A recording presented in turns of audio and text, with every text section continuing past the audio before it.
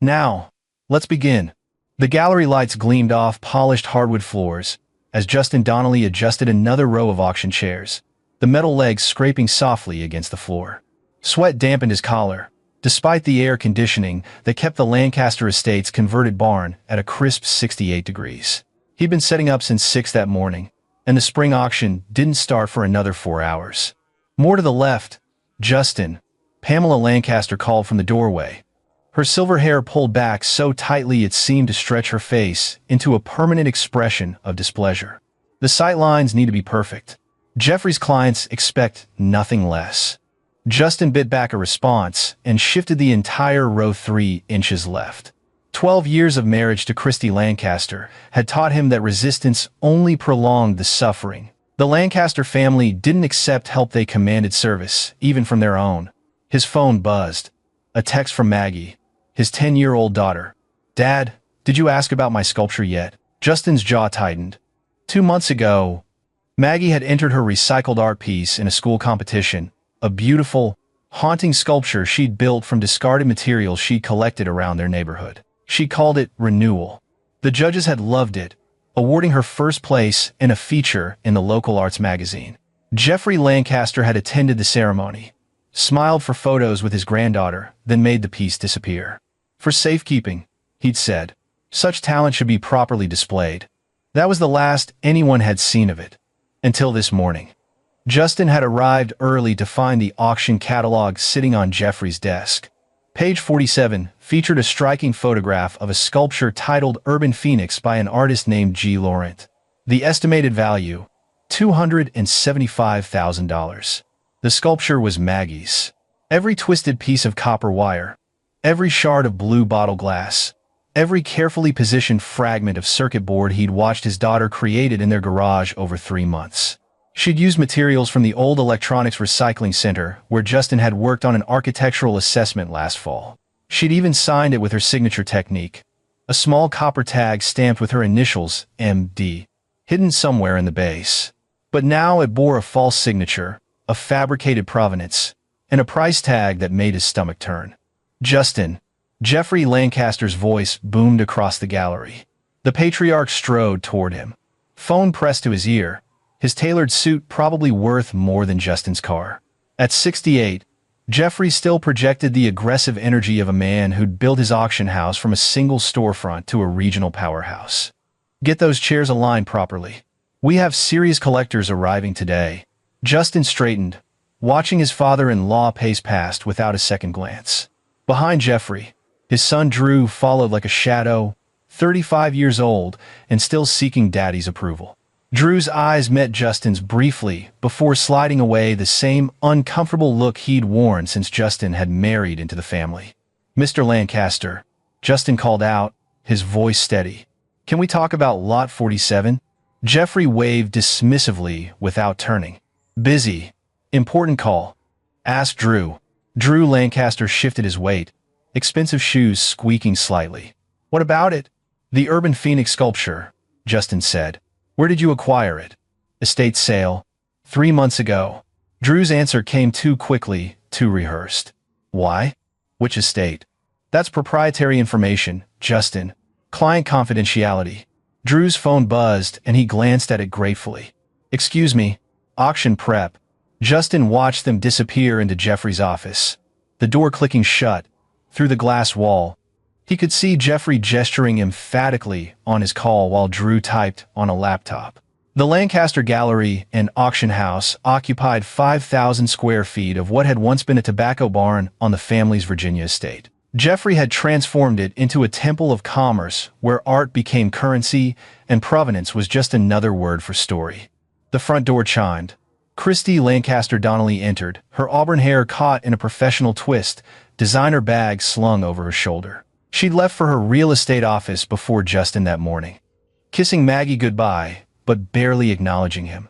The distance between them had been growing for months, an invisible wall built from 1,000 small dismissals and her family's constant presence. "You're still setting up chairs?" she asked, her tone carrying that familiar note of disappointment. "The caterers need space to set up the refreshment table." "Christy, we need to talk about Lot 47. She sighed, That particular exhalation that meant she didn't want to deal with him. What about it? It's Maggie's sculpture. The one your father took from her school exhibition. Christie's expression hardened. That's absurd. The Urban Phoenix is by G. Laurent, an emerging European artist. Daddy acquired it through proper channels. G. Laurent doesn't exist. That's our daughter's work, and you know it. Justin. She stepped closer, lowering her voice. Don't do this. Not today. Daddy has worked incredibly hard to make this auction successful. We have collectors flying in from New York, Miami, even London. Please don't embarrass us with these paranoid accusations. Paranoid? Justin felt something cold settle in his chest. Your father stole from his own granddaughter. He would never. Christie stopped, her phone ringing. She glanced at the screen. I have to take this. Move the chairs so the caterers can work. And Justin? Not another word about this. I mean it. She walked away, already answering her call with a bright, professional voice that bore no resemblance to the tone she'd just used with him. Justin stood alone in the gallery, surrounded by carefully curated art worth millions, and felt the last threads of his marriage fray. He pulled out his phone and texted Omar, Forbes, his closest friend since college. It's happening. I found it. Lot 47. The response came immediately. You sure? Positive. Same piece. They changed the artist, the story, everything. Police? Justin hesitated, looking toward Jeffrey's office where his father-in-law held court like a king. Not yet. I need proof they'll believe. Be careful, man. These people play for keeps. Justin pocketed his phone and approached the display area where the larger sculptures would be positioned. A young woman with dark hair was photographing the space, her professional camera clicking rapidly. She wore a visitor's badge labeled Adriana Ramsey, art authenticator. Excuse me, Justin said. Are you here for the auction? She lowered her camera. Hired to authenticate several pieces for a client. Jeffrey Lancaster's reputation is excellent, but my client insists on independent verification for purchases over $200,000. She smiled. It's actually refreshing. Most auction houses resist outside authentication. What if you found something wrong with a piece? Wrong how? Misattributed. False provenance. Stolen, maybe. Adriana's professional smile faded. I'd be obligated to report it. Why? Have you seen something? Justin made a decision. Lot 47. Urban Phoenix. Have you examined it yet? It's on my list. High-value piece, relatively unknown artist. That combination always merits scrutiny. She studied Justin's face. You know something about it. My 10-year-old daughter created it. They've stolen it and attributed it to a fake artist. Adriana's eyebrows rose. That's a serious accusation. I can prove it. There's a signature tag, copper, stamped with her initials M. D. It's attached to the base, probably underneath where they wouldn't notice. She puts one on everything she makes. If what you're saying is true, this is fraud on a massive scale. I think it goes deeper than one sculpture, Justin said quietly. I've been tracking lot numbers, cross-referencing auction catalogs going back 3 years. At least 15 pieces follow the same pattern. Unknown European artists, vague provenance, high prices. I think Jeffrey Lancaster has been running a forgery and theft operation, using his legitimate auction house as cover. Adriana was quiet for a moment, her expression calculating. I need to make a call. Don't let them move that sculpture. She walked toward the exit, phone already to her ear. Justin turned back to the chairs, continuing his work while his mind raced. He'd spent 6 months building his case, documenting every suspicious auction, every too convenient estate sale, every mysterious European artist who existed only in Jeffrey Lancaster's catalogs. He'd traced shell companies, investigated complaints that had been quietly settled, even tracked down 2 buyers who discovered their investment pieces were worthless forgeries. But he'd needed one perfect piece of evidence, something undeniable. When Maggie had shown him her sculpture, when Jeffrey had taken such unusual interest in it, Justin had seen his opportunity. He placed something inside Renewal before the school exhibition, a small digital recorder, sealed in plastic and hidden within the hollow base. It had captured every conversation near the sculpture for the past 2 months, including Jeffrey and Drew discussing how to reattribute it, how to forge the provenance documents, and most damning, how their entire operation worked. The recorder was voice-activated, encrypted, and according to his friend Omar, a digital forensics expert would be admissible as evidence as long as Justin could prove he placed it on his own property with his daughter's knowledge and consent. Maggie knew about the recorder. She'd been furious when her grandfather took the sculpture, and when Justin had explained his suspicion and his plan, she'd agreed to help. "Smart girl," Omar had said. "She gets that from you, not the Lancaster side." Now, Justin just needed to retrieve the recorder before anyone discovered it. Before the sculpture sold to some unsuspecting collector and disappeared forever. The front door opened again. Detective Patrick Bradley entered, his weathered face scanning the gallery with the automatic assessment of 25 years on the force. He was Omar's contact in the Virginia State Police Art Fraud Division, and he'd been quietly investigating Jeffrey Lancaster for 8 months. Behind him came Adriana Ramsey, her expression grim. "Mr. Donnelly," Bradley said, his voice carrying. "I need to see Lot 47. Now." The office door burst open. Jeffrey Lancaster emerged, his face reddening. "What's the meaning of this?" "Detective, I've cooperated fully with your department's inquiries. This is harassment. This is an investigation, Mr. Lancaster. And it just became active." Bradley held up a document. "I have a warrant to inspect specific items in today's auction, including Lot 47, the sculpture listed as Urban Phoenix." Jeffrey's eyes found Justin, and the hatred in them was pure and sharp. "You did this. You brought police into my auction house." "I reported a stolen item," Justin said calmly. "My daughter's sculpture.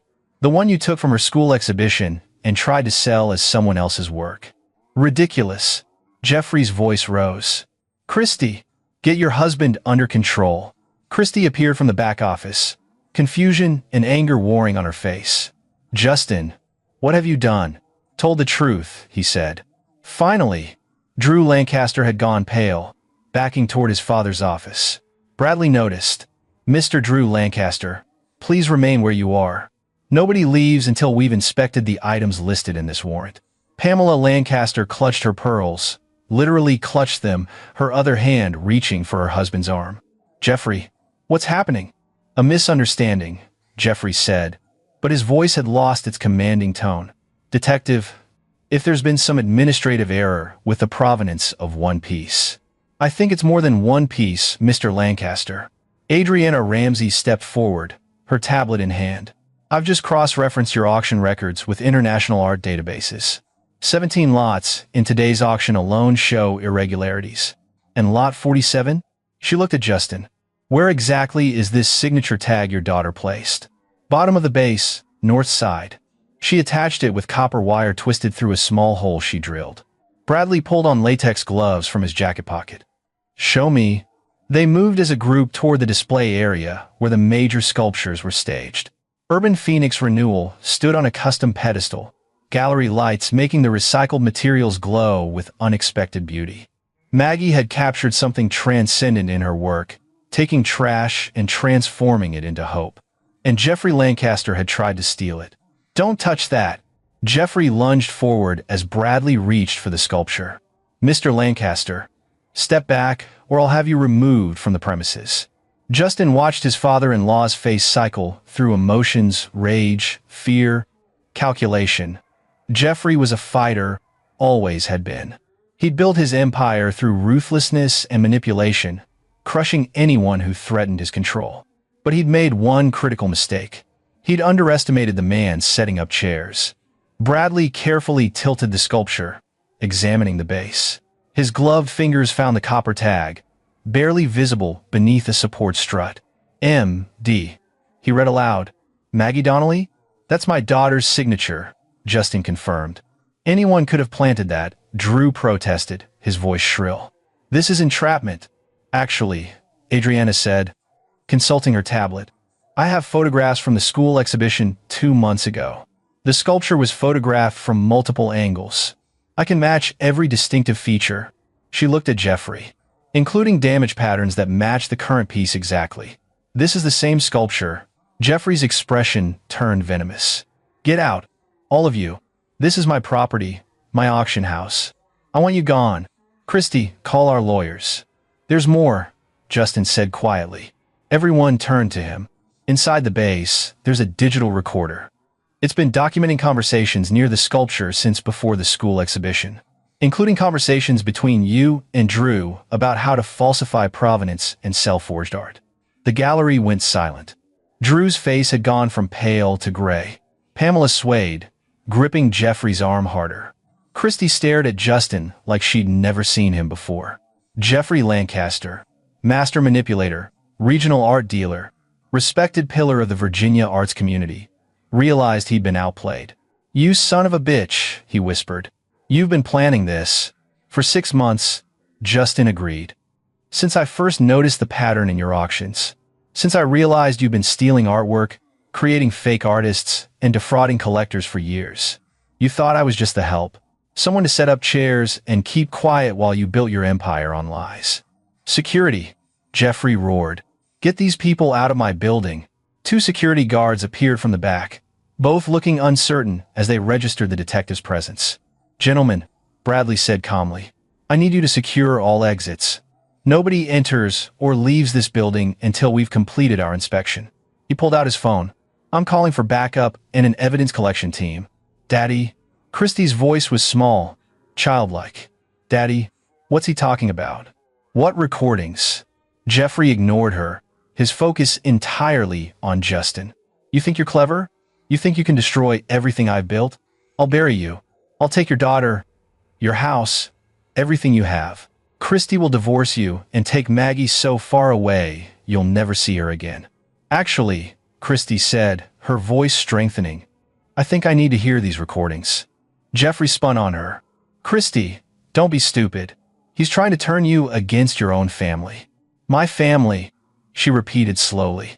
"My family that's apparently been committing fraud, using a 10-year-old girl's art to do it?" "Oh, don't play innocent," Jeffrey snapped.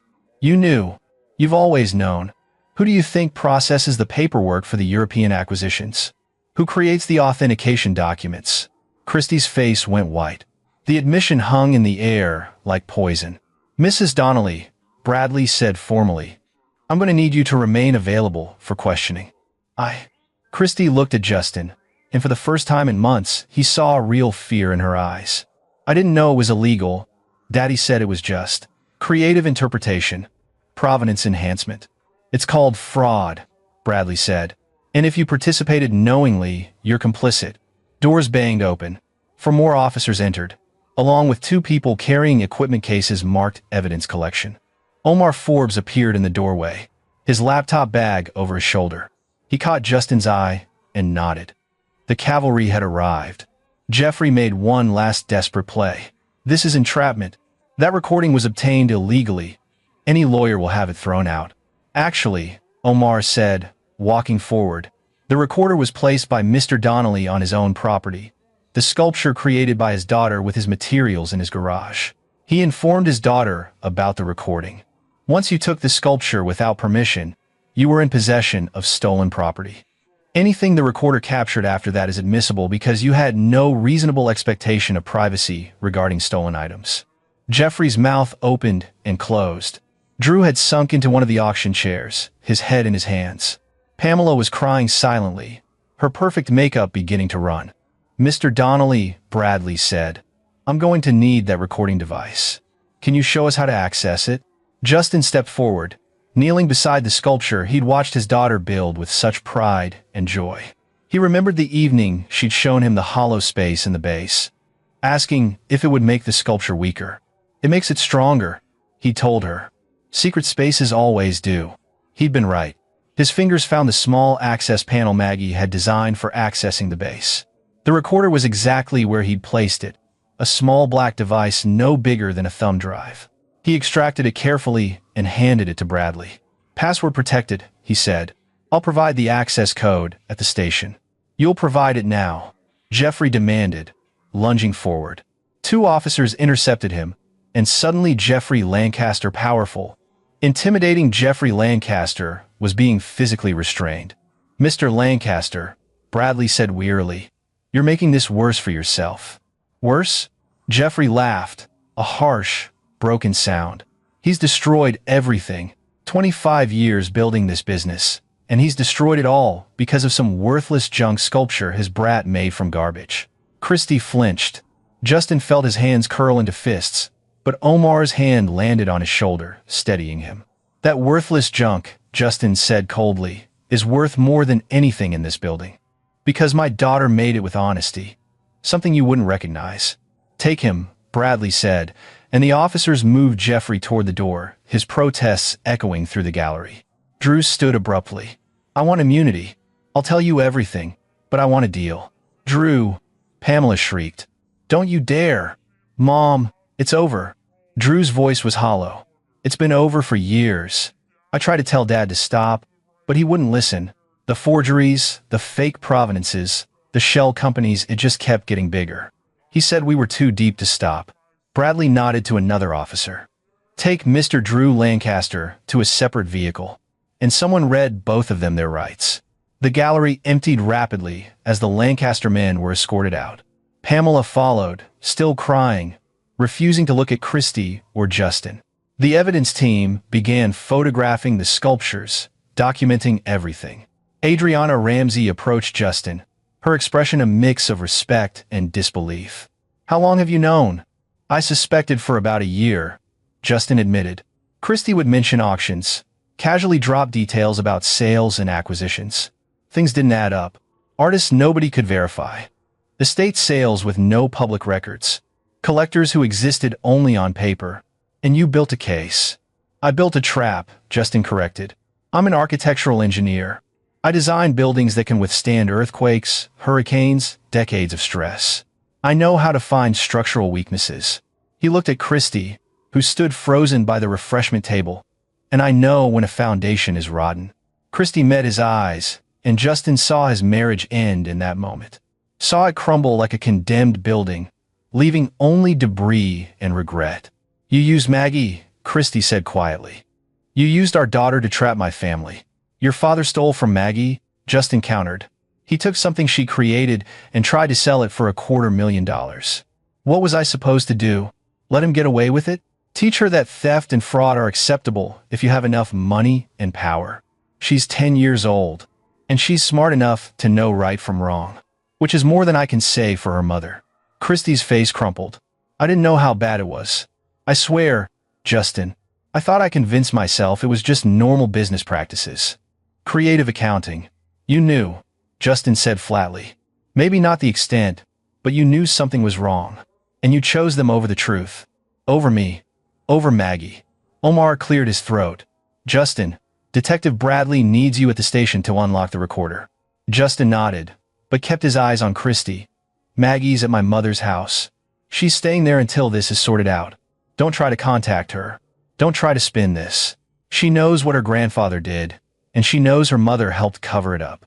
Justin, please, I'll have my lawyer contact you about custody arrangements, he said, and the words felt like pulling out his own spine. But I promise you this, Maggie will never be used by the Lancaster family again. Not for fraud, not for appearances, not for anything. He turned and walked toward the exit, Omar falling into step beside him. Behind them, Christy's sobs echoed through the gallery. Outside, the spring sun was bright and warm, completely at odds with the darkness they'd just exposed. Police vehicles lined the circular driveway, their lights creating red and blue patterns across the Lancaster estate's perfect lawns. You okay? Omar asked. No, Justin said honestly. But I will be. His phone buzzed. A text from Maggie. Did it work? Justin smiled. The first genuine smile in months. It worked perfectly. Your sculpture was the key that opened everything. Is Grandpa going to jail? Yes. Good.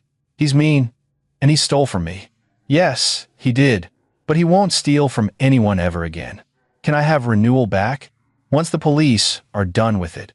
It's evidence now. Cool. My sculpture is solving crimes. Dad, I want to be an engineer like you when I grow up. You build things that last and fix things that are broken. Justin looked back at the gallery, at the police documenting Jeffrey Lancaster's empire of lies. He thought about the careful planning, the months of investigation, the precise moment he'd placed that recorder in Maggie's sculpture. Engineers do more than build. Sweet pea, he texted back. Sometimes we demolish the structures that aren't safe. Make room for something better. Like when we remodel houses. Exactly like that. He pocketed his phone and climbed into Omar's car. The evidence recorder was being analyzed. The investigation was expanding, and his marriage was over. But his daughter was safe, the truth was coming out, and Jeffrey Lancaster's kingdom of fraud was falling. Sometimes, Justin thought, you had to burn down everything to see what was worth saving.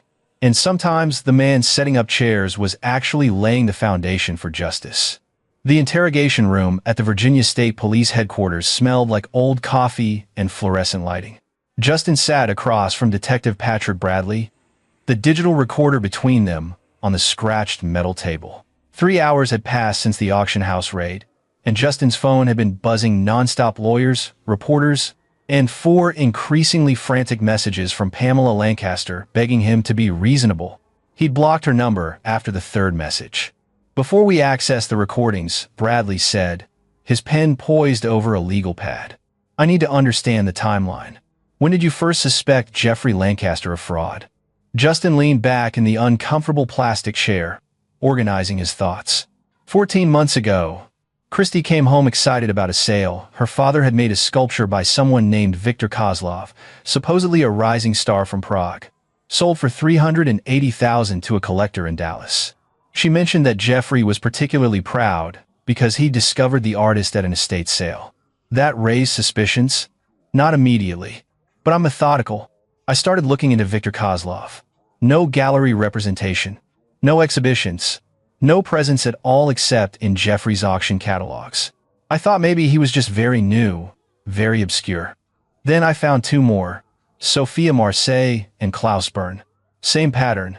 Mysterious Europeans. Vague provenance. High prices. No verifiable history. You investigated on your own rather than going to the police. I'm an engineer, detective. I deal in evidence and proof. If I'd come to you with suspicions and Google searches, what would you have done? Bradley's mouth twitched, probably thanked you for your concern and filed it away. Exactly. So I started building a real case. I tracked down buyers.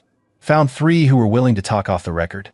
2 had discovered their investment pieces were essentially worthless, well-executed forgeries with fake provenance. 1 had paid for independent authentication after the sale and learned the truth. They'd all signed NDAs as part of settlement agreements with a Lancaster gallery. Jeffrey Lancaster paid them off to keep quiet. Substantial payments. $200,000, $350,000, $500,000, enough to make problems disappear. Justin pulled out his phone, opening a folder filled with documents. I have copies of the settlement agreements.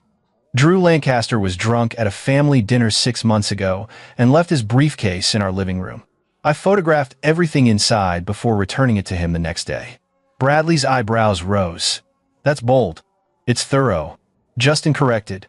Drew handles all the paperwork for Jeffrey's acquisitions. Every fake provenance, every forged authentication document, every shell company purchase, his fingerprints are on all of it, literally and digitally. Did your wife know about this investigation? The question landed like a punch. Justin was quiet for a moment. I tried to tell her. Early on, I showed her the patterns, explained my concerns. She said I was being paranoid. Said her father was a respected dealer. That I was inventing problems because I felt inadequate compared to the Lancaster family's success. That must have been difficult. It was clarifying, Justin said. I realized my wife would choose her family's reputation over the truth. So I stopped trying to convince her and started building an airtight case. I needed evidence so overwhelming that even the Lancasters couldn't spin it away. Enter your daughter's sculpture. Not originally. Justin's expression softened slightly. Maggie's always been creative. She sees beauty in things other people throw away. The recycled material sculpture was her idea for the school competition. I helped her collect materials from the recycling center, where I'd done an architectural assessment, but the design and execution were entirely hers. When did you realize Jeffrey would target it? The moment he saw it at the school exhibition. I watched his face. Detective. He wasn't looking at his granddaughter's achievement. He was calculating value. He asked detailed questions about the materials, took photographs from every angle, and within 3 days had convinced Maggie to let him display it properly at the gallery. Justin's hands clenched. She was so excited. She thought her grandfather was finally proud of her. But you suspected his real motive. I knew his motive. He saw a legitimate piece created by an unknown his 10-year-old granddaughter that he could reattribute and sell for hundreds of thousands. The recycled materials angle would appeal to wealthy collectors who want to feel socially conscious while spending obscene amounts of money. And if anyone ever questioned it, he could claim he'd acquired it at an estate sale or through a European dealer, same as all his other fraudulent pieces. Bradley made notes. So you planted the recorder. With Maggie's knowledge and consent, Justin emphasized. I explained to her that I suspected her grandfather might try to steal her work. I told her I wanted to protect her art and that the recorder would help prove it belonged to her if anything went wrong. She understood. She's 10, but she's not naive. And she agreed to help. She was angry that her grandfather had taken the sculpture and angry that her mother kept making excuses for him. Kids understand justice more clearly than adults sometimes. They haven't learned how to rationalize wrongdoing yet. Justin pulled up another folder on his phone. I also documented everything about the sculpture's creation. Photos of Maggie working on it, videos of her explaining her design choices, receipts for any materials we purchased. The recycling center has records of what I collected and when. Her teacher has documentation of the school competition entry.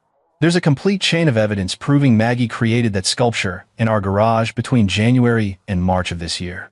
And Jeffrey changed the attribution to G. Laurent. Emerging European artist, Justin quoted from the auction catalog. Supposed to have created it in Berlin last year. Complete fabrication. The materials alone prove it. Maggie used circuit boards from a specific recycling center in Virginia, bottle glass from our neighborhood collection, copper wire from a local hardware store. None of it came from Europe. Bradley studied Justin carefully. You've been patient. Most people would have confronted Jeffrey immediately. Confrontation without leverage is just noise. I needed him to commit fully to the fraud. The auction was perfect, public, documented, with multiple witnesses and potential victims. And I needed the recorder to capture enough evidence to prove the pattern, not just one incident. What's on the recordings? Justin entered the password on the device, and a menu of audio files appeared. 2 months of conversations. Some are irrelevant gallery visitors, delivery people, general business discussions. But I've flagged approximately 40 files containing directly relevant material. He selected the first flagged file. This is from the day after Jeffrey took the sculpture from the school. Bradley pressed play. Jeffrey Lancaster's voice filled the room, crystal clear. Absolutely perfect. The recycled angle will play beautifully with the eco-conscious crowd. Drew, I need you to create a complete provenance package. Origin, Berlin. Artist, G. Laurent, that's my grandmother's maiden name, so we can claim some plausible European connection if we need to. Make him mid-30s, trained at some unverifiable art school that closed down. Give him a tragic backstory, refugee, maybe, or family killed in some conflict. Rich people love buying art with suffering attached. Drew's voice uncertain. Dad, this is Maggie's sculpture. She made it for her school project. And now it's a valuable artwork that will sell for $250,000, maybe $300,000. The girl gets nothing from keeping it in some school display case. At least this way, the family benefits. What if Justin figures it out? Jeffrey's laughter, cruel and dismissive. Justin sets up chairs and calculates building stress loads. He's not exactly detective material. Besides, Christy will keep him in line. She knows which side her bread is buttered on. The recording clicked off. Justin watched Bradley's expression harden. There's more, Justin said. Much more. He played file after file. Jeffrey instructing Drew on forging authentication documents. Jeffrey discussing previous fraudulent sales and laughing about the gullible collectors who'd paid premium prices for worthless forgeries. Jeffrey casually mentioning his settlement payments to buyers who discovered the truth, treating it as just another business expense. And in one particularly damning conversation from 2 weeks ago, Drew, Dad, the Viktor Kozlov piece from last year, the buyer's gotten suspicious. He hired an independent authenticator who traced the materials to a warehouse in Newark. He's threatening to go to the police. Jeffrey, offer him $800,000 to go away. And make sure the NDA is ironclad this time. I'm tired of these periodic shakedowns. Drew, that's a huge loss on a $380,000 sale. Jeffrey, It's the cost of doing business. We'll make it back on the Urban Phoenix sale. I've already got a collector in Miami willing to pay $300,000 sight unseen based on the photographs. Drew, what if more people figure it out? Jeffrey, then we pay them off or outlast them legally. Drew, I've been doing this for 15 years. The secret is confidence. Act like you own the truth, and people will believe you. We're Lancasters. We don't answer to anyone. The recording ended. The interrogation room was silent. 15 years, Bradley said finally. He's been running this fraud operation for 15 years. At least, Justin confirmed. I've identified suspicious sales going back that far in his auction records, but I suspect it started even earlier. He just got more sophisticated over time. How much money are we talking about? Rough estimate. Between $20 and $30 million in fraudulent sales. Some buyers discovered the truth and were paid off. Many never realized they'd been defrauded. Some of the pieces were good enough to pass casual inspection. Jeffrey hired skilled forgers. It's only when pieces go to serious authentication that the fraud becomes apparent. Bradley ran his hand through his hair. This is massive. We're going to need to contact every buyer, review every sale, trace every dollar. I have a spreadsheet, Justin said, pulling up yet another file on his phone. 3 years of auction records cross-referenced with artist verification, material analysis, and buyer information where I could find it. The highlighted entries are confirmed or highly suspected fraud. That's 93 pieces across 22 auctions. Bradley stared at the spreadsheet, then at Justin. You missed your calling. You should have been an investigator. I'm an engineer, Justin said. Engineers identify problems and design solutions. Jeffrey Lancaster was a structural problem in my life. I designed a solution. A knock interrupted them. Omar Forbes entered, carrying his laptop. Detective, you're going to want to see this. I've been analyzing the digital files from Drew Lancaster's laptop, the one he had at the gallery. He's got a complete record of every fraudulent sale going back 12 years. Emails with forgers, payment records to shell companies, buyer complaints, settlement negotiations. It's all there. He kept records of his crimes. Bradley looked incredulous. He kept backups, Omar corrected. I think Drew knew this was eventually going to collapse. These files are insurance evidence he can trade for a deal. Smart kid, Bradley muttered. Terrible criminal, but smart about covering his own ass. There's something else. Omar opened his laptop, showing them an email chain. This is from 8 months ago. Drew sent multiple messages to Jeffrey, urging him to stop the fraud operation. Says it's gotten too big, too risky. Jeffrey's responses are aggressive. Justin read the emails over Bradley's shoulder. Jeffrey had called Drew weak, stupid, and ungrateful, had threatened to cut him out of the business entirely, had reminded him that everything Drew had, his house, his cars, his lifestyle, came from the auction house profits, and those profits came from being creative and bold. Coercion, Bradley said. Drew's lawyer will argue he was forced to participate. Maybe, Omar said, but he still participated. His name is on these documents, his digital signature on the forgeries. Justin thought about Drew, perpetually anxious Drew, always seeking his father's approval, always falling short. Jeffrey controlled everyone around him through fear and money. Drew was never strong enough to stand up to him. Neither was Pamela and Christy. He trailed off. Your wife knew, Bradley said gently. The recordings make that clear. She processed paperwork for acquisitions, created authentication documents. She had to know they were fraudulent. Willful ignorance, Justin said bitterly. She knew enough to suspect, but chose not to look closer. That's almost worse than Drew's involvement. At least he was trying to stop it, even if he failed. What about Pamela Lancaster, Jeffrey's wife? Justin considered. Pamela lives in a bubble of wealth and social status. I don't think she knows operational details, but she must have suspected something.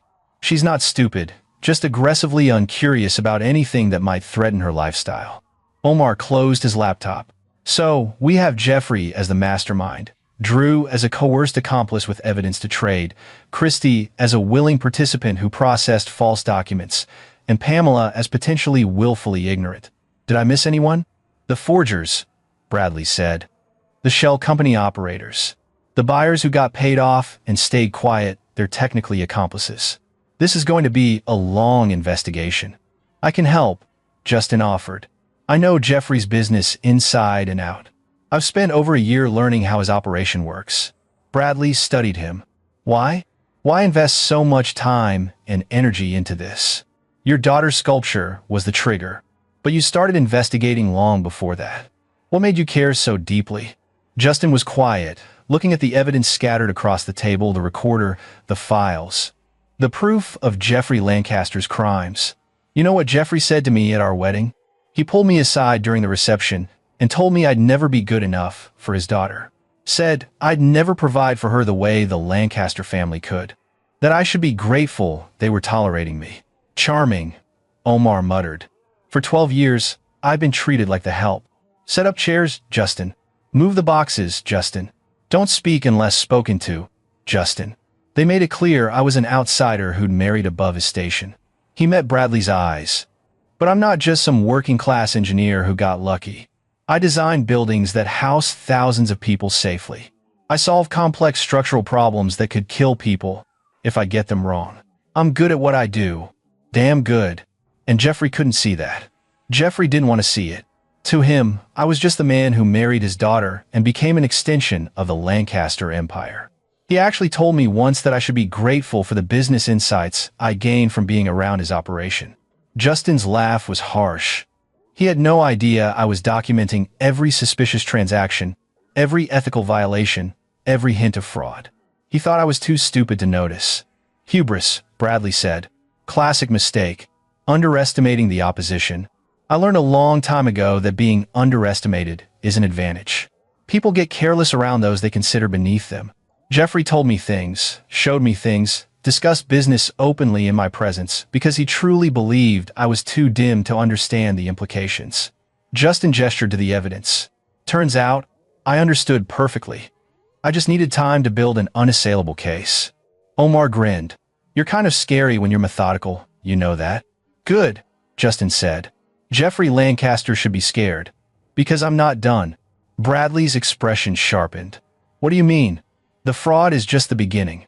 Jeffrey has built his life on taking what doesn't belong to him: art, money, credit, dignity. He's stolen from buyers, from artists, from his own granddaughter. He's corrupted his son, manipulated his wife, and turned my ex-wife into an accomplice. Justin's voice was calm, but there was steel underneath. The legal system will handle the fraud charges. But I want him to lose everything. Every asset, every connection, every piece of his empire. I want Jeffrey Lancaster to end up exactly where he started, with nothing but his own inadequacy and the knowledge that the man he considered beneath him took it all away. Bradley held up a hand. Mr. Donnelly, I appreciate your thoroughness in building this case. But vengeance is not justice. My job is to arrest criminals and help prosecute them. Your job is to protect my daughter, Justin interrupted, and to make sure Jeffrey Lancaster never has power over anyone again. I'm not talking about anything illegal, detective. I'm talking about civil suits, asset seizure, reputation, destruction through legal means. Every buyer he defrauded will be entitled to restitution. Every forged piece needs to be tracked down and the truth revealed. Jeffrey's business will collapse. His personal wealth will be decimated by lawsuits, and his name will become synonymous with fraud in the art world. That's already going to happen, Omar pointed out. This case is going to be massive news. Then I'll make sure the news tells the complete story, Justin said. Not just the fraud, but who uncovered it and how. Jeffrey Lancaster destroyed by evidence gathered by his own son-in-law, the man he treated like furniture for over a decade. His smile was cold. There's a poetry to that, Bradley sighed. Just stay within legal boundaries. I don't want to end up investigating you next. Everything I've done has been legal. Everything I'm planning to do will be legal. I'm just going to make sure Jeffrey pays for every single crime. Every victim is made whole, and everyone knows exactly who brought him down. A phone rang. Bradley answered, listened, and his expression grew darker. When? I see. Keep him separated from his father. We're on our way. He hung up and looked at Justin and Omar. Drew Lancaster just attempted suicide in his holding cell. He's alive, being transported to the hospital, but before the guards got to him, he started talking. He wants immunity and full protection in exchange for testimony against his father. Will you give it to him? Justin asked. That's up to the prosecutor. But I'll recommend it. Drew has information we need, and frankly, he seems like another of Jeffrey's victims. Bradley stood, gathering files. Mr. Donnelly, I need you to stay available for further questioning. This investigation is going to take months, maybe years to fully unravel. I'll be here, Justin promised. Whenever you need me. As they left the interrogation room, Omar walked beside Justin down the fluorescent-lit hallway. You okay? This is a lot to process. My marriage is over. My daughter's trust in her family is shattered. And I'm about to become the most hated son-in-law in Virginia, Justin said.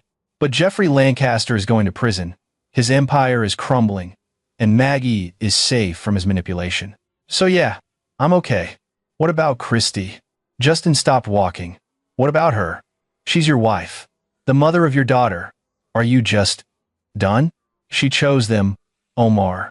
Even after everything, even after seeing the evidence, her first instinct was to protect her father and accuse me of using Maggie. She knew the business wasn't legitimate. Maybe she didn't know every detail, but she knew enough. He resumed walking. I loved her once, but the woman I loved wouldn't have participated in fraud, wouldn't have prioritized her family's reputation over her daughter's dignity. I don't know who I married anymore. They emerged into the parking lot. The sun was setting, painting the sky in shades of orange and purple. Justin's phone buzzed a message from his mother. Maggie's worried about you. Call when you can. He dialed immediately. His mother answered on the first ring. Justin, thank God. Maggie's been asking every 15 minutes if you're okay. Do you want to talk to her? Put her on. Maggie's voice, slightly breathless. Dad, did Grandpa really try to sell my sculpture? Yes, sweet pea. But we stopped him. The police have all the evidence from the recorder. Is he going to jail? Yes. Good. A pause. Mom called Grandma's house. She was crying. She said I should tell you to stop being mean to Grandpa. Justin closed his eyes. What did you say? I told her Grandpa stole from me, and lying is wrong. Then I hung up. Grandma said that was rude, but I don't care. Mom should be on our side, not Grandpa's. Your mom is confused right now, Maggie. She's going to need time to figure out what she really believes. Do you think she loves us? The question broke something in Justin's chest. I think she loves you very much. But sometimes people love other things more, like money or family reputation or the idea of who they think they should be. Your mom is going to have to decide what matters most to her. I don't want to live with her if she picks them. You don't have to decide that right now. We'll figure it out together, okay? You, me, and my lawyer. You have a lawyer? I'm going to need one. This situation is complicated. Dad, Maggie's voice got smaller. Are we going to be poor now? Without the Lancaster money? Justin smiled despite everything. We're going to be fine. I have a good job, and we don't need the Lancaster money. We never did. We just need each other. And Grandma, she makes good cookies. And Grandma. Justin agreed. I'll be there in about an hour, okay? We'll have dinner and watch that movie you wanted to see. The one about the girl who saves her village by being smart? That's the one. I think we could both use a story about someone being clever and brave. After hanging up, Justin stood in the parking lot, watching the sunset. Omar waited patiently beside him. She's going to be okay, Omar said finally. Maggie's tough. She gets that from her mother, Justin said quietly. Christy used to be tough, used to stand up for what she believed in. The Lancaster family ground that out of her year by year until she became what they wanted: compliant, helpful, willing to look the other way. And you? I'm an engineer. I don't bend. I analyze and adapt. Jeffrey Lancaster tried to make me compliant. Instead, he taught me how his empire worked from the inside out. Justin turned to his friend. Thank you for helping with this. I couldn't have done it without your digital forensics expertise. You built the case. I just helped document it. Omar clapped him on the shoulder. Now go home to your daughter. She needs her dad, and you need a break from thinking about the Lancasters. Justin drove to his mother's house in the suburbs, a modest 3-bedroom with a garden Maggie loved to play in. His mother had divorced his father when Justin was 12 and raised him on a teacher's salary, working summers and weekends to make ends meet. She taught him that integrity mattered more than wealth, that hard work had value, and that being underestimated was often an advantage. Lessons Jeffrey Lancaster had never learned. Maggie ran out to meet him as he pulled into the driveway, throwing her arms around him with a fierce intensity only a 10-year-old could manage. "You're okay," she said into his chest. "You're really okay." "I'm really okay," he confirmed. "And so are you. And tomorrow, we're going to figure out what comes next. Together," Maggie said firmly. "Always together," Justin promised. As they walked into his mother's house, leaving the drama and destruction of the Lancaster empire behind for the evening, Justin felt something he hadn't felt in years. Peace. The kind that came from knowing you'd done the right thing, even when it cost you everything. Jeffrey Lancaster had taught him that lesson too, though not the way he'd intended. Sometimes the most valuable education came from showing people exactly what not to become. The conference room on the 15th floor of Miller, Davidson and Cho law offices had floor-to-ceiling windows overlooking downtown Richmond. Justin sat beside his attorney, Patricia Miller, watching Jeffrey Lancaster's legal team arrange themselves across the table like a defensive line.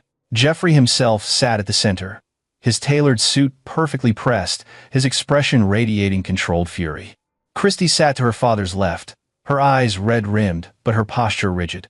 She hadn't looked at Justin since entering the room. "This meeting is a courtesy," began Harrison Vance, Jeffrey's lead attorney, a silver-haired man whose hourly rate probably exceeded Justin's monthly salary. "My client is willing to discuss a settlement regarding certain allegations to avoid protracted litigation." Patricia Miller, 53 years old and sharper than broken glass, laughed. "Mr. Vance, your client is facing 93 counts of fraud, conspiracy, and theft across multiple states. The Virginia State Police have 40 hours of recorded admissions of criminal activity. This isn't a settlement discussion. This is damage control for Mr. Lancaster's rapidly collapsing empire." Jeffrey leaned forward. "I want to speak to my son-in-law directly." "Absolutely not," Patricia said immediately. "It's okay," Justin interrupted.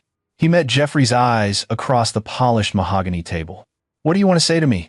"You've destroyed everything," Jeffrey said, his voice low and tight. 25 years of building a respected business, gone. My reputation, gone. My family, torn apart. And for what? Some juvenile revenge fantasy because you felt underestimated? "No," Justin said calmly. "For justice. You committed crimes. Multiple crimes, repeatedly, for over 15 years. You defrauded buyers, corrupted your own son, and stole from your granddaughter. This isn't about revenge. It's about accountability." "Accountability?" Jeffrey's laugh was bitter. "You self-righteous hypocrite. You married into my family, enjoyed the benefits of our wealth, lived in a house I helped buy. We bought our house with my salary and Christie's real estate commissions." Justin interrupted. "We've never accepted financial help from you.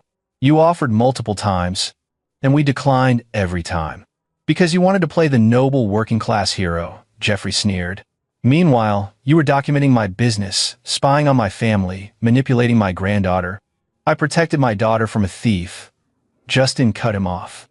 "You took something she created and tried to sell it as someone else's work for nearly $300,000. Then, when caught, you called her artwork worthless junk. You're not the victim here, Jeffrey." Christie flinched, but said nothing. Harrison Vance intervened. "Gentlemen, this is unproductive. Mr. Donnelly, my client is prepared to offer a substantial financial settlement in exchange for your cooperation in limiting the scope of the criminal investigation." Patricia's expression could have frozen hell. "You're attempting to bribe my client into obstructing a criminal investigation? In front of witnesses? Mr. Vance, I expected better from you." Vance's face reddened. "I'm proposing a settlement that benefits all parties. Your settlement is witness tampering," Patricia said flatly. "Mr. Donnelly has no control over the criminal investigation. He's a witness, not a prosecutor. And even if he wanted to help your client, which he absolutely does not, he couldn't stop the state from pursuing charges." Drew is cooperating fully, Jeffrey's second attorney, a younger woman named Stephanie Chen, said smoothly. "His testimony will significantly damage our defense. If Mr. Donnelly could persuade Drew to reconsider." Drew Lancaster attempted suicide rather than continue participating in his father's criminal enterprise, Justin said coldly. "I'm not going to ask him to protect the man who drove him to that point. Jeffrey's mask slipped. Drew is weak. He always has been. If he just had the spine to continue committing fraud, Justin asked. To keep destroying people's trust and stealing their money? That's what you define as strength? I define strength as building something meaningful. Jeffrey slammed his hand on the table. I created an empire from nothing. I made the Lancaster name synonymous with quality and exclusivity. And yes, I cut corners sometimes. Yes, I enhanced provenances and created narratives that made art more valuable. That's business. That's how the art world works. That's fraud, Patricia said. And the law doesn't care about your justifications. Jeffrey turned to Christy. Tell Justin how the art world really operates. You've seen it, you've processed the deals. Everyone does this. Everyone embellishes. Everyone creates compelling stories. We're not criminals. We're marketers. Christy finally looked at Justin, and he saw something broken in her eyes. Dad's right about one thing. A lot of galleries enhance provenance, create narratives that increase value. It's common practice. Common unethical practice, Justin corrected. And there's a difference between marketing spin and outright fraud. Jeffrey didn't enhance provenance. He invented it completely. Created fake artists, forged authentication documents, and sold worthless pieces for hundreds of thousands of dollars. Then paid off buyers who discovered the truth. That's not marketing. That's organized crime. It's not worthless if someone values it, Jeffrey argued. Art's value is subjective. If a collector is willing to pay $300,000 for a piece, then it's worth $300,000. Not if they're paying for a lie, Patricia interjected. Not if they believe they're buying work by a European artist with a tragic backstory, when they're actually buying a piece created in Newark by a forger you paid $5,000. The value they're assigning is based on fraudulent information. Harrison Vance tried again. My client is willing to make substantial restitution to affected buyers. We're prepared to offer a comprehensive settlement package that would compensate everyone involved without the need for criminal prosecution. I don't want his money, Justin said. I want him held accountable under the law. I want every buyer he defrauded to know the truth. I want every piece he sold investigated and authenticated properly. And I want my daughter to understand that stealing has consequences, no matter how powerful or wealthy the thief is. Jeffrey's expression shifted from fury to something colder. You want to teach Maggie a lesson? Fine. Let's talk about lessons. Christy, tell Justin what you've decided. Christy's hands trembled slightly on the table. I'm filing for divorce, and I'm seeking full custody of Maggie. The words hit Justin like a physical blow, but he kept his expression neutral. On what grounds? On the grounds that you're an unfit parent, Jeffrey said with satisfaction. You used our granddaughter in a dangerous investigation. You planted recording devices and manipulated a 10-year-old into participating in your vendetta against her family. You exposed her to criminal activity and police investigations. What court is going to award custody to a father who treats his daughter like an investigative asset? Patricia's hand landed on Justin's arm, a warning to stay quiet. Mrs. Donnelly, are you alleging abuse or neglect? Christy couldn't quite meet Justin's eyes. I'm alleging poor judgment, inappropriate involvement of a minor in adult conflicts. Maggie should have been protected from this situation, not used as a tool. Maggie was the victim of theft, Justin said, his voice steady despite the rage building in his chest. Her grandfather stole something she created. I documented that theft and gathered evidence to prove it. At what point does that constitute bad parenting? When you turn your daughter into bait for a trap, Jeffrey said. When you use her artwork as evidence without considering the trauma of police investigations, court proceedings, media attention. Maggie's name is all over the news now, associated with fraud and crime. You've damaged her reputation and her emotional well-being. I've protected her from your corruption, Justin countered. And the only reason her name is in the media is because you stole from her and created this situation. I'm not the one who committed crimes. You recorded private conversations without consent, Stephanie Chen said. Virginia is a one-party consent state, but there are still restrictions on recording. You could be charged with wiretapping. The recorder was placed in my property as sculpture created by my daughter in my garage with my materials.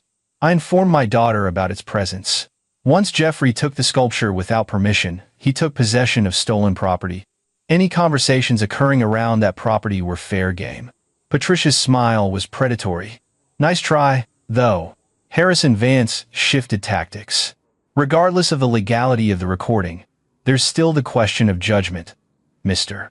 Donnelly spent months conducting a private investigation involving his young daughter rather than simply going to the police. Because I needed evidence, Justin said. If I'd gone to the police with suspicions, nothing would have happened. Jeffrey Lancaster is wealthy, connected, and respected. The police would have required substantial proof before investigating him. So I gathered that proof. Methodically. Thoroughly. And yes, when Jeffrey stole my daughter's artwork, I used it as an opportunity to document his fraud operation. I make no apologies for that. You should, Christie said quietly. You should apologize to Maggie for putting her through this. She's 10 years old, Justin. She shouldn't be involved in police investigations and criminal trials. She's involved because your father made her a victim, Justin said. Would you prefer I'd let him get away with it? Let Maggie learn that theft is acceptable if the thief is powerful enough? I'd prefer you'd thought about her well-being instead of your ego. The room went silent. Christie's face flushed as she realized she'd raised her voice. Jeffrey put a hand on her shoulder, a gesture that looked supportive, but Justin recognized as possessive. My client is emotional, Harrison said smoothly. This situation has been traumatic for the entire family. Perhaps we should take a break. No, Justin said. Let's finish this. Christie, you think I did this for my ego? You think I spent over a year investigating your father, risking my marriage and my relationship with you, because I wanted to prove I was smarter than him? Didn't you? I did this because Jeffrey Lancaster is a criminal who was stealing from innocent people and corrupting everyone around him, including you, including Drew, including our daughter, who was learning from her grandfather that success means lying and cheating as long as you don't get caught. Justin's voice was hard. I did this because someone had to, and everyone else in this family was either complicit or too scared to act. So noble, Jeffrey sneered, the working-class hero, saving everyone from the evil rich man. You're so convinced of your own righteousness that you can't see the destruction you've caused. The only destruction is yours, Justin said. You built your empire on fraud. I just exposed it. If you conducted legitimate business, I'd have found nothing. The fault is entirely yours. Enough, Patricia said. This meeting has become counterproductive, Mr. Vance. If your client wishes to discuss genuine settlement terms for the civil suits, not the criminal charges, which are beyond our purview, we're prepared to listen. But we're not interested in intimidation tactics or custody threats. Mr. Donnelly has done nothing wrong as a parent. We'll see what a family court judge thinks, Jeffrey said darkly. Yes, we will, Patricia agreed. And I look forward to deposing you about your theft from your own granddaughter, your criminal fraud operation, and your attempts to manipulate her mother into attacking her father's parenting. I'm sure that will reflect wonderfully on the Lancaster family's fitness for custody. Harrison Vance stood abruptly. This meeting is over.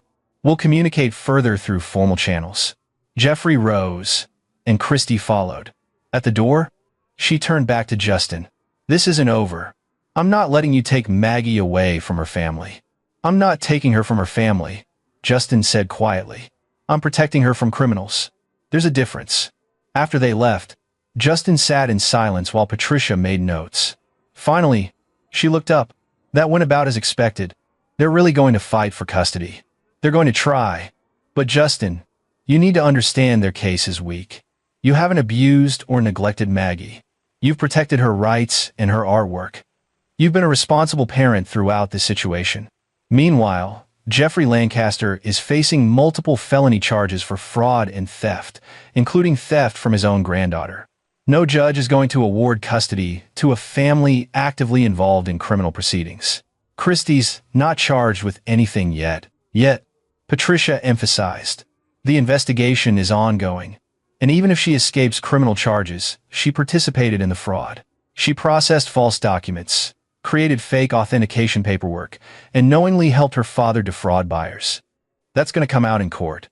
She's Maggie's mother, and you're Maggie's father. A father who has a clean record, a stable job, and has demonstrated commitment to your daughter's well-being. The custody fight will be contentious, but you have the stronger position. Patricia leaned forward. What I'm more concerned about is your emotional state. This is your wife. The woman you've been married to for 12 years. Are you prepared for what's coming? Justin thought about Christy, the woman he'd fallen in love with in college. Brilliant and independent and determined to make her own way in the world. Then he thought about the woman who'd just threatened him in a lawyer's office, standing beside the father who'd corrupted her values year by year. The woman I married wouldn't have participated in fraud, he said. Wouldn't have chosen her family's money over the truth. Wouldn't have threatened to take our daughter away because I exposed crimes. So no, I'm not prepared. Because I'm not fighting the woman I married. I'm fighting what the Lancaster family turned her into. That's going to make this harder. Everything about this is hard, Justin said. But Maggie deserves better than growing up in a family that values money and reputation over integrity. If that means fighting Christy in court, then that's what I'll do. Patricia gathered her files. I'll start preparing for the custody fight. We'll need character witnesses, documentation of your parenting, evidence of Jeffrey's crimes and Christy's complicity. It's going to get ugly. It's already ugly, Justin said. At least now it's honest. He left the law office and drove aimlessly for a while, processing the confrontation. His phone rang. Omar. How'd it go? They're fighting for custody, claiming I endangered Maggie by involving her in the investigation. That's bullshit. It's strategy. Jeffrey's trying to hurt me any way he can. If he can't avoid criminal charges, he'll at least try to take Maggie away from me. He won't succeed. Maybe not. But the attempt is going to traumatize Maggie. She's going to be questioned, evaluated, maybe even forced to testify about what happened. All because I decided to expose Jeffrey's crimes. Justin, Omar's voice was firm. You did the right thing. Maggie is safe because of you. She's learning that integrity matters. That standing up to powerful people is possible, that her father will protect her even when it costs him everything. Those are good lessons. I hope she sees it that way. She will. Kids are perceptive. She knows her grandfather is wrong, and you're right. The rest is just legal noise. Justin wanted to believe that. Any news on the investigation? Bradley called me this morning. They've identified 73 buyers who purchased fraudulent pieces. Total damages exceed $18 million. Jeffrey's assets are being frozen pending criminal trial. The auction house has been closed, and the art collection is being impounded for authentication review. Good. Drew's testimony is damning. He's providing details on every aspect of the operation who Jeffrey hired to create forgeries, which shell companies were used for money laundering, how they falsified authentication documents, everything. In exchange, the prosecutor is recommending minimal prison time and probation. What about Christy? Omar was quiet for a moment. They're still deciding whether to charge her. Drew says she processed paperwork but didn't know the full extent of the fraud. She might get off with fines and probation. She knew enough, Justin said bitterly. She made a choice to look the other way. Yeah, but proving criminal knowledge versus willful ignorance is hard. The prosecutor might decide it's not worth pursuing. So Jeffrey goes to prison. Drew gets a deal, and Christy walks away with minimal consequences. Probably. I know that doesn't feel fair. None of this feels fair, Justin said. But at least Jeffrey's empire is destroyed. That's something. He drove to his mother's house, where Maggie was staying until the custody situation was resolved. His mother met him at the door, her expression concerned. She's in the garden, his mother said. Justin, she's asking a lot of questions about the divorce. About whether she'll have to choose between you and her mother. What did you tell her? That adults sometimes make decisions that affect children, but it's never the child's fault or responsibility. That both her parents love her, even when they disagree about other things. His mother touched his arm. Is Christy really fighting for custody? Jeffrey is. Using Christy as the vehicle. That man. His mother's voice carried decades of disapproval.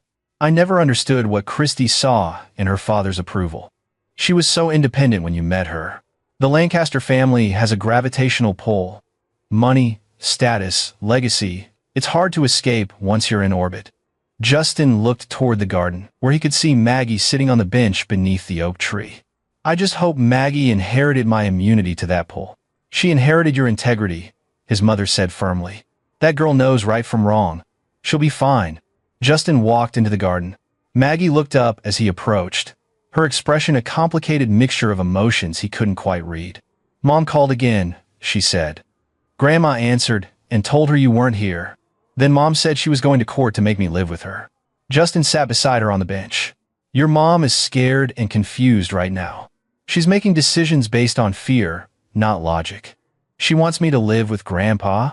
She wants you to be part of the Lancaster family. She thinks that's what's best for you. But Grandpa is a criminal. He stole my sculpture. Maggie's voice was matter of fact, but her hands were clenched in her lap. Why would Mom want me around criminals? Because he's her father. And loving someone makes it hard to see their faults clearly. Your mom has been part of the Lancaster family her whole life. Walking away from that is harder than you might think. You walked away. I didn't have a choice. Jeffrey made it clear I'd never truly belong. And when I realized what he was doing, the fraud, the theft, I couldn't stay silent. Not even for your mother. Maggie was quiet, processing. Do I have to go to court? Probably. The judge will want to talk to you about what you want. I want to live with you. Are you sure? Your mom loves you, Maggie. And she has nice things, a big house, money for activities and trips. Life with me will be different. I don't care about the big house, Maggie said. You're the one who helped me build Renewal. You're the one who taught me about engineering and design. You're the one who protected my sculpture when Grandpa stole it.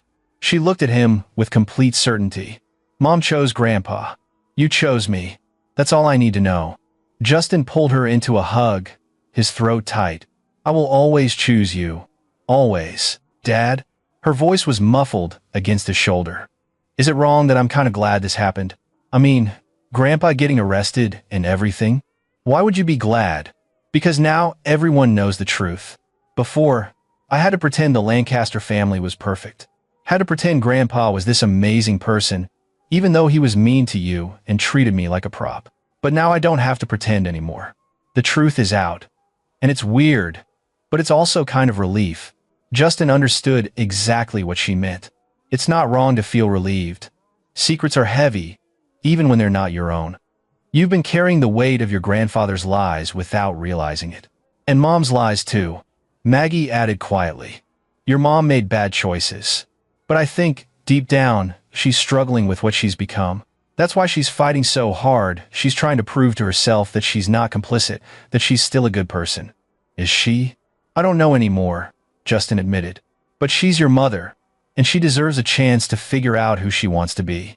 That just can't happen while she's still under Jeffrey's influence. They sat together in the garden as evening approached, and Justin thought about the path ahead. Criminal trials, civil suits, custody battles, media scrutiny. The Lancaster empire was falling, but the debris would take years to fully clear. But Maggie was safe beside him, and that made everything worthwhile. Jeffrey Lancaster had taught him that some structures needed to be demolished completely before anything healthy could grow in their place. Justin just hadn't expected his own marriage to be part of that demolition. The Virginia courthouse was a stern granite building that had witnessed a century of justice, and now it would witness Jeffrey Lancaster's trial. Justin sat in the gallery beside Omar and Patricia Miller, watching the prosecution present their case with methodical precision. 3 months had passed since the auction house raid. 3 months of investigation, depositions, legal maneuvering, and media frenzy. The Lancaster case had become national news not just because of the scale of the fraud, but because of the human drama at its center. The working-class engineer who'd brought down his wealthy father-in-law's empire. The 10-year-old girl whose stolen sculpture had been the key to unlocking years of crime. Maggie's face had been on the cover of several news magazines, much to Justin's frustration. Patricia had obtained court orders limiting media contact with her, but the press had still managed to track her movements, photograph her going to school, analyze her online presence. Urban Phoenix girl exposes art fraud ring, one headline had proclaimed. Daughter's sculpture leads to millionaire's downfall, another had announced. Maggie handled it with surprising grace, telling Justin that at least they were calling her art important. Before, nobody cared about recycled sculptures. Now, everyone wants to see my work. She had a point. 3 museums had contacted Justin asking to display Renewal once the criminal trial concluded. Maggie was already sketching her next piece. On the witness stand, Drew Lancaster looked smaller than Justin. Remembered, 3 months of cooperating with prosecutors, of betraying his father's trust, had hollowed him out. But his testimony was devastating. My father created his first fake provenance in 2009. Drew said, his voice steady despite the tremor in his hands. A sculpture, supposedly from a Spanish estate sale. He paid a forger named Marcus Flynn $5,000 to create it, then sold it for $98,000 to a collector in Boston. The prosecutor, Assistant DA Adriana Ramsey, the same art authenticator who'd been at the auction house that day, walked Drew through each fraudulent sale. The European artists who didn't exist, the estate sales that had never happened, the authentication documents forged with official-looking seals and signatures from non-existent experts. "Why did you participate?" Adriana asked. Drew's eyes found his father across the courtroom. Jeffrey sat at the defense table, his expression contemptuous. "Because I wanted his approval, because he said this was how successful people operated creatively, boldly, without being constrained by arbitrary rules. Because I was weak." "Did your father coerce you?" "Not physically, but emotionally, psychologically." "Yes. He made it clear that my value as his son was tied to my usefulness in the business. If I didn't help with the fraud, I'd be cut off from the family, from my inheritance, from everything I'd built my identity around." "Did you ever try to stop the fraud?" "Multiple times. I sent emails, had conversations, begged him to shut down the operation before we got caught. He told me I was being paranoid. Told me we were too smart to get caught. Told me," Drew's voice cracked, "told me I was weak and stupid, just like my mother." In the gallery, Pamela Lancaster sat rigid, her face a mask. She filed for divorce 2 weeks after Jeffrey's arrest. Her attorney had made it clear that Pamela was a victim of her husband's manipulation, not a co-conspirator. The prosecution hadn't pursued charges against her. "Can you describe your relationship with Justin Donnelly?" Adriana asked. Drew's expression shifted to something like regret. "Justin married my sister 12 years ago. My father immediately decided Justin wasn't good enough for our family. Wrong background, wrong profession, wrong attitude. But I actually liked him. He was smart, honest, treated my sister well. He was the first person to enter our family who didn't automatically conform to my father's expectations." "Did that cause conflict?" "My father hated it. Hated that Justin wouldn't be intimidated or manipulated. Hated that Justin had his own career and didn't need Lancaster money or approval." Drew smiled bitterly. "Dad used to make jokes about Justin being the help. Made him set up events, carry boxes, do menial tasks. I think Dad genuinely believed Justin was too stupid to notice the subtle humiliation." "Did you know Justin was investigating your father?" "Not at first. But about 6 months before the arrest, I started noticing things. Justin asking careful questions about specific auctions.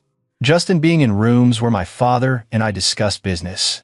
I realized he was paying much closer attention than Dad thought." Drew looked at Justin. "I could have warned my father. Could have exposed Justin's investigation. But I didn't." "Why not?" "Because part of me hoped Justin would succeed. Hoped someone would finally stop my father before the whole operation collapsed and destroyed everyone involved." Drew's voice dropped. "I just didn't have the courage to do it myself." The gallery was silent. Jeffrey's face had gone red, his hands clenched on the defense table. "No further questions," Adriana said. The defense attorney, Harrison Vance, approached. "Mr. Lancaster, you've admitted to participating in fraud for over a decade. You've implicated your own father in multiple crimes. And you expect this court to believe you're a reliable witness. I expect the court to review the documentary evidence that supports my testimony," Drew said calmly. "The emails, the financial records, the authentication documents, all of which have been verified by independent experts. My testimony just provides context for that evidence. Context shaped by your desire to avoid prison time. Context shaped by the truth." Drew corrected. "I participated in crimes. I'm accepting responsibility for that. But my father was the architect and driving force behind the entire operation. That's simply fact." The cross-examination continued for 2 hours, but Drew didn't waver. He'd clearly prepared thoroughly with the prosecution, and his testimony was unshakable.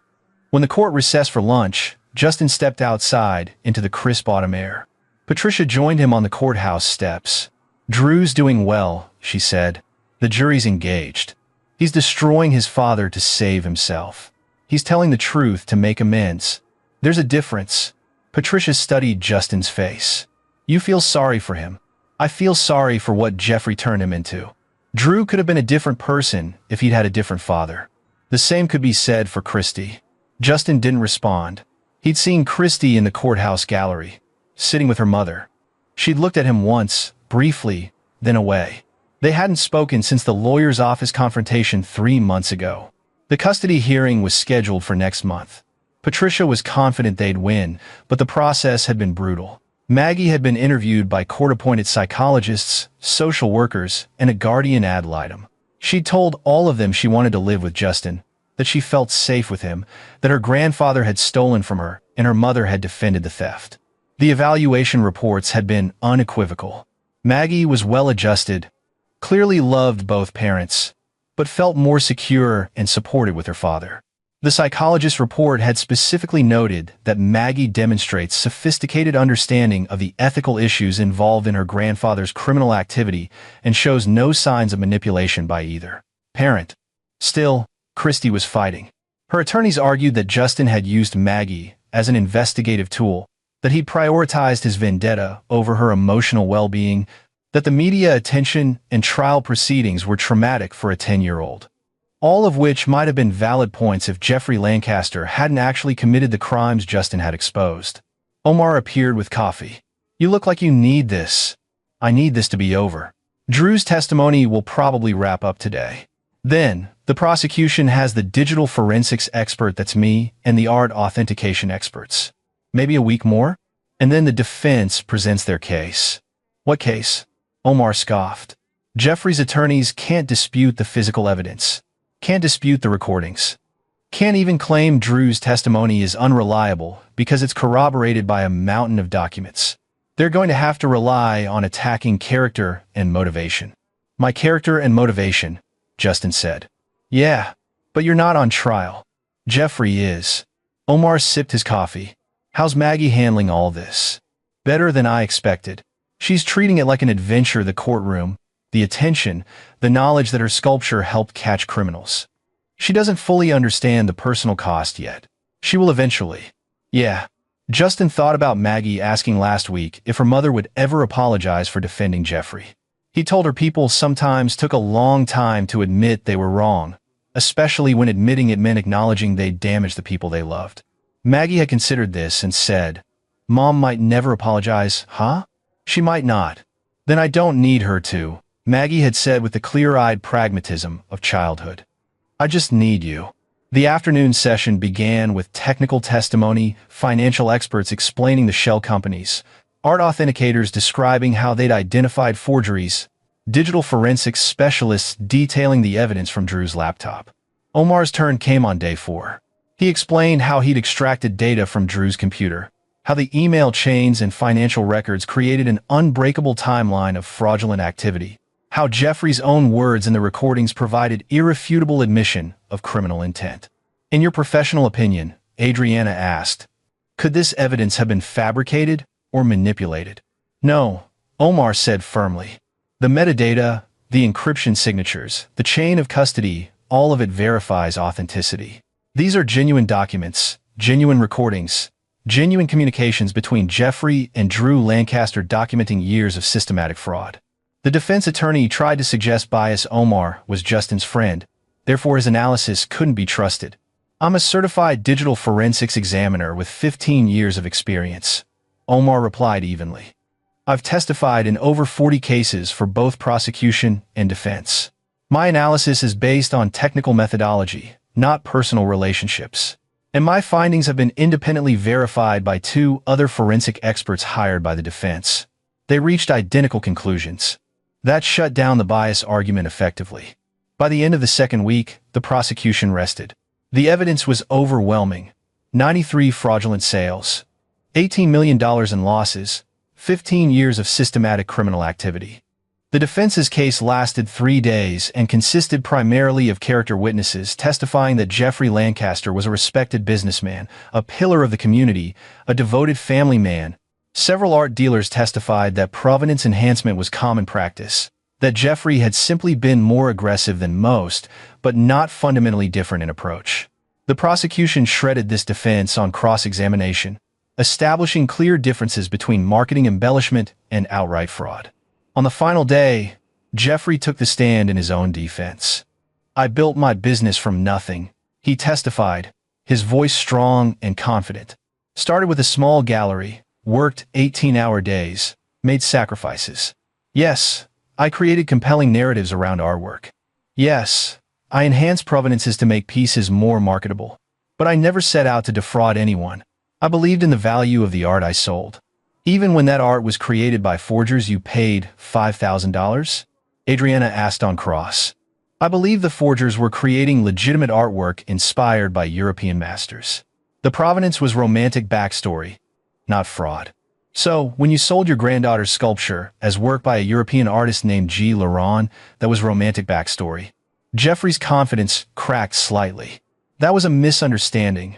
I saw the sculpture at the school exhibition and thought it had commercial potential. I intended to sell it and share the proceeds with Maggie. Did you tell her this? I was going to surprise her by stealing her artwork, attributing it to a fake artist, and pocketing $250,000. It wasn't stealing. Your granddaughter created the sculpture. She signed it with her initials. You took it without permission, listed it in your auction under a false name, and attempted to sell it. How is that not theft? Jeffrey's face reddened. I am her grandfather. I have rights. You have no rights to steal from your own family. Adriana cut him off. Just as you had no rights to defraud 93 buyers over 15 years. The cross-examination was brutal. Jeffrey tried to maintain his composure, but Adriana systematically dismantled every justification, every rationalization, every attempt to minimize his crimes. You called your granddaughter's artwork worthless junk, Adriana said. That's on the recording. You told your security to throw out your own son-in-law when he tried to protect his daughter's property. You attempted to sell a 10-year-old girls' school project for $275,000, and you expect this jury to believe you were planning to share the proceeds. That day was chaotic. That day was the day you got caught, Adriana said flatly. The day Justin Donnelly exposed 15 years of fraud. The day your empire collapsed because you finally stole from someone who wouldn't accept your settlements and silence. Jeffrey had no answer. The jury deliberated for 4 hours. Guilty on all 93 counts. The courtroom erupted. Pamela Lancaster sobbed. Drew sat motionless, staring at the table. Christie's face was unreadable. Justin felt Omar's hand on his shoulder, Patricia's satisfied smile, and a complicated mix of victory and sorrow. Jeffrey Lancaster was going to prison. His empire was destroyed. Justice had been served. But Maggie had lost her grandfather. Christie had lost her father. And an entire family had been shattered. Sometimes winning felt a lot like losing. The sentencing hearing 3 weeks later was quick and merciless. The judge, a stern woman in her 60s, who presided over white-collar crime cases for 20 years, showed no sympathy for Jeffrey Lancaster's fall from grace. Mr. Lancaster, you systematically defrauded 93 individuals over 15 years, stealing over $18 million through elaborate schemes involving forgery, false provenance, and manufactured authentication. You corrupted your own son, attempted to steal from your granddaughter, and showed no remorse even when confronted with irrefutable evidence of your crimes. Jeffrey stood rigid, his expensive suit unable to mask the defeated slump of his shoulders. Your defense presented you as a respected businessman who made mistakes. But these weren't mistakes, they were calculated, deliberate, repeated acts of theft and fraud. You preyed on people's trust, exploited the art world's complexities, and when caught, attempted to destroy the reputation of the man who exposed you. The judge looked at the sentencing guidelines, then at Jeffrey. I sentence you to 15 years in federal prison, with restitution to all defrauded buyers and the full amount of their losses plus interest. Your assets will be seized and liquidated to satisfy these obligations. You are prohibited from working in any capacity related to art sales, auctions, or authentication upon your release. 15 years. Jeffrey would be 83 when released, assuming he survived incarceration. His empire was ash, his name synonymous with fraud, his family destroyed. Drew Lancaster received 3 years probation and 500 hours of community service in exchange for his cooperation. The judge noted that while Drew had participated in crimes, he'd also been psychologically coerced by his father and had ultimately chosen to expose the truth. Christie was never charged. The prosecution determined that while she'd processed paperwork and created documents, proving she'd known they were fraudulent was difficult. She'd been willfully ignorant rather than actively criminal. The civil suits continued. 73 buyers filed claims against Jeffrey's estate. The Lancaster family home was seized and sold at auction, ironically, a legitimate auction, and the proceeds distributed to victims. The gallery building was sold to a regional museum collective. Jeffrey's personal art collection, much of it legitimately acquired over decades, was liquidated. By the time the dust settled, the Lancaster fortune was gone. Pamela moved to Florida to live with her sister. Drew started working for a nonprofit focused on art education, trying to rebuild his life and reputation. And Christy, Justin stood in the hallway outside the family court, waiting for the custody hearing to begin. Patricia reviewed her notes beside him, while Omar waited in the gallery with Maggie. Christy appeared at the far end of the hall, walking alone. Her attorneys had withdrawn 3 days earlier after she'd fired them. She told the court she would represent herself. She approached Justin, and for a moment, they just looked at each other. The last 6 months had aged her, carved lines around her eyes and mouth that hadn't been there before. But there was something else too, a clarity that reminded him of the woman he'd fallen in love with years ago. "Can we talk?" she asked quietly. "Before we go in," Patricia started to object, but Justin nodded. They walked to an empty conference room down the hall. Christy closed the door and leaned against it, her carefully constructed composure cracking. "I'm not going to fight for custody," she said. Justin waited. "I can't. I don't have the right." Her voice was thick with unshed tears. "You were right about everything. About my father, about the fraud, about me. I chose them over the truth, chose money and reputation over integrity. And I tried to blame you for exposing it all because facing what I'd become was too painful." "Christy, let me finish, please." She wiped her eyes. "When Dad was sentenced, when they led him away in handcuffs, I felt relieved. And then I felt guilty for feeling relieved, and then angry that I felt guilty, and it was this whole spiral of realizing I'd been lying to myself for years. About who my father was, about what our family represented, about what I'd allowed myself to become. You're not responsible for Jeffrey's crimes. No, but I'm responsible for my own choices. For processing those documents without asking questions I didn't want answered. For defending my father when you tried to show me the truth. For threatening to take Maggie away from you because you wouldn't let my family's fraud continue." Christy met his eyes. "I became someone I don't recognize, someone I don't like. What are you going to do? I've already done it. Sold the house the one Dad helped us buy. Turns out it was purchased with fraud money, so the courts seized it anyway. I moved into a small apartment downtown. Started therapy. Got a job with a different real estate agency. One that has no connection to the Lancaster name." She smiled bitterly. "I'm starting over. Trying to figure out who Christy really is when she's not trying to live up to the Lancaster legacy." "That's good," Justin said, and meant it. "That's healthy. I want shared custody," Christy said. "Not 50-50. I know Maggie needs stability with you. But weekends, maybe. Holidays. A chance to rebuild our relationship without the Lancaster family influence." She hesitated. "If Maggie wants that. If she's willing to give me another chance. We'll ask her," Justin said. "That's fair. I don't deserve fair. Maybe not. But Maggie deserves a mother who's trying to be better. That counts for something." They sat in silence for a moment. Then Christy asked, "Does she hate me?" "No. She's hurt and confused. She doesn't understand how you could defend Jeffrey after he stole from her. But she doesn't hate you. I told her that her sculpture was worthless compared to what Dad could sell it for," Christy whispered. "I said that to my own daughter. What kind of mother does that?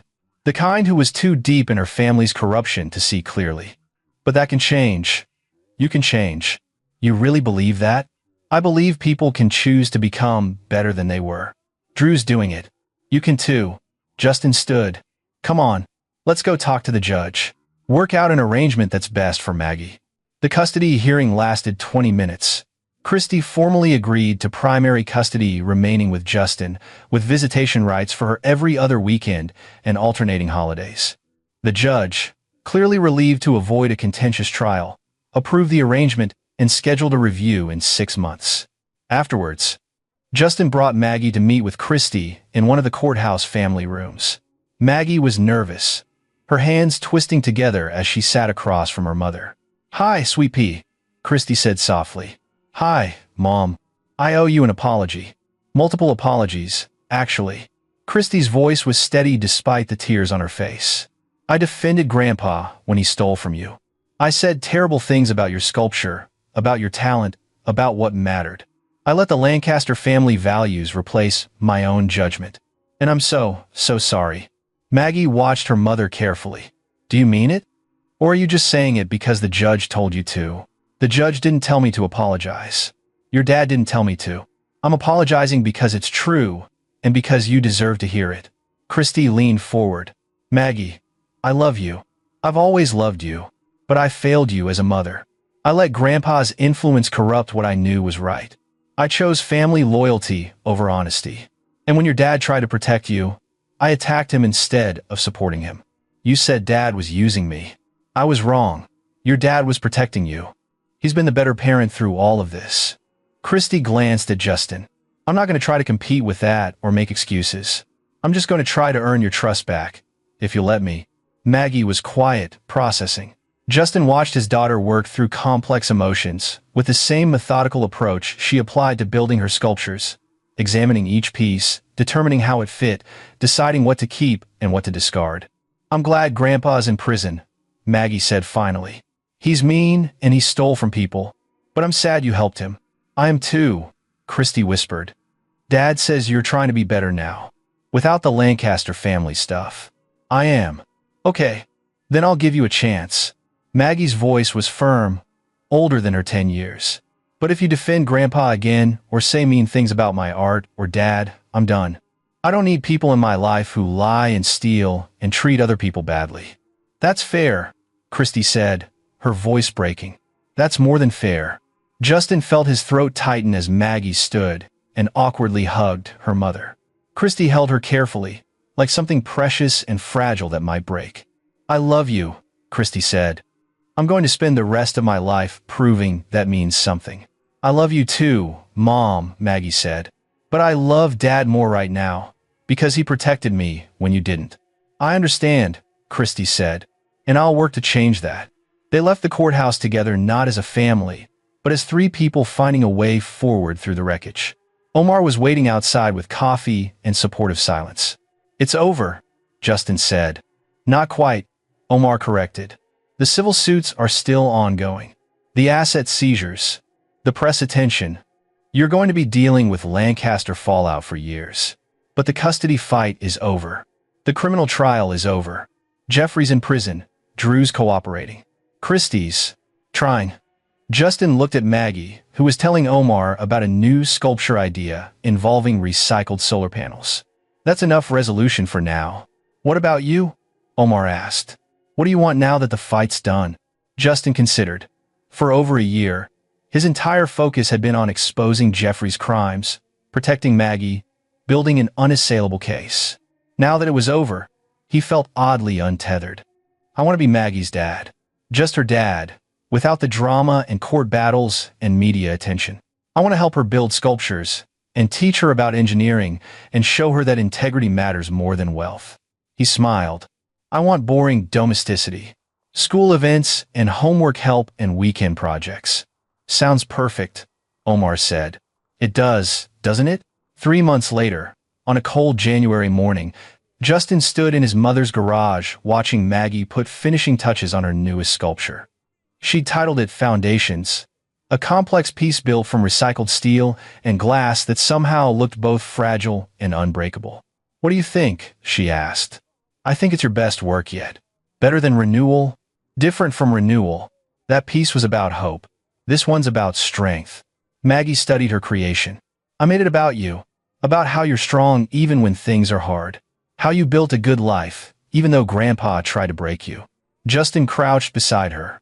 "You know what I learned from this whole experience?" "What?" "That strength isn't about never breaking. It's about choosing to rebuild honestly instead of holding together with lies." He gestured to the sculpture. "That's what you've captured here. The beauty in reconstruction." "Deep," Maggie said, grinning. You're getting philosophical in your old age. I'm 38, not ancient. That's what old people say. She hugged him quickly. Thanks for being strong, Dad, and for protecting me, and for not being like Grandpa. Always, sweet pea. Always. His phone buzzed. A message from Adriana Ramsey, now leading the art fraud division of the state police. For your information, we just closed the last civil case. Final buyer restitution complete. Jeffrey Lancaster's total financial penalty, $23.7 million. Asset seizure covered about $18 million. He's personally liable for the rest. Justin smiled. Jeffrey would spend his remaining years in prison and after release financially ruined. The Lancaster empire had been erased from existence. The family name would be remembered only as a cautionary tale about greed and corruption. Sometimes justice took time, but it was thorough when it finally arrived. Dad? Maggie's voice interrupted his thoughts. The museum wants to display renewal next month. Can we go to the opening? Absolutely. And can I wear something nice? Like actually nice, not jeans? You can wear whatever makes you feel confident. I want to look professional, like an artist who takes her work seriously. Justin smiled at his daughter's smart, talented, principled Maggie, who'd emerged from the Lancaster family scandal stronger and clearer about her own values than most adults ever managed. Then we'll get you something professional, he promised. They worked together in the garage for another hour, Maggie making minute adjustments to her sculpture while Justin offered engineering advice about structural integrity. It was peaceful, normal, exactly what he'd wanted. The wreckage of the Lancaster Empire would take years to fully clear, but in this moment, in this garage, building art from recycled materials with his brilliant daughter, Justin Donnelly felt something he hadn't felt in years. Complete peace. Jeffrey Lancaster had tried to teach him that power came from money and manipulation. Instead, Justin had learned that real power came from integrity, from protecting what mattered, from building something honest even when the world was pushing you to compromise. And that was a lesson worth teaching Maggie, worth building an entire life around. Worth every sacrifice it had cost. This is where our story comes to an end. Share your thoughts in the comments section. Thanks for your time.